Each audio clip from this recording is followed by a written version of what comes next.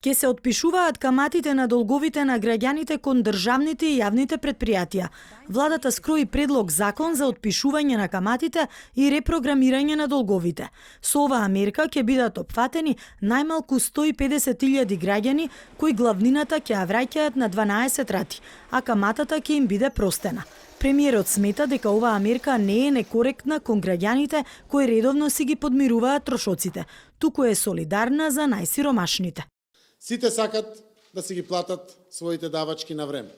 Но навистина не успеа тие граѓани кои што навистина се најсиромашни или така да кажам под прагот на сиромаштијата, обидувајќи се да ги растеретат сите овие давачки, не успеа. По години од кризата некои беа на минималец, дел 15.000 гледате изгубија работни места, еден дел не успеа да ги реорганизираат своите финанси заради тоа што сите дополнителни приходи кои што ги имале, редовните приходи беа комплетно намалени, а тоа траеше месеци, година и пол.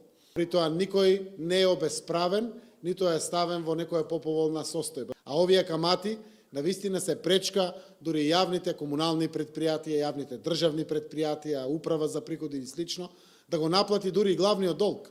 Фирмите, јавните институции и УЈП се должни да го утврдат износот на главниот долг, трошоците и каматата за секој граѓанин во рок од 90 дена од влегување во сила на законот.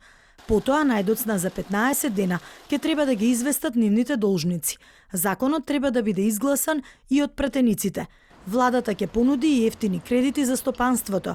Се работи за пари од Европската инвестициска банка во вредност од 100 милиони евра, кои ќе се пласираат со камата од 1,6%.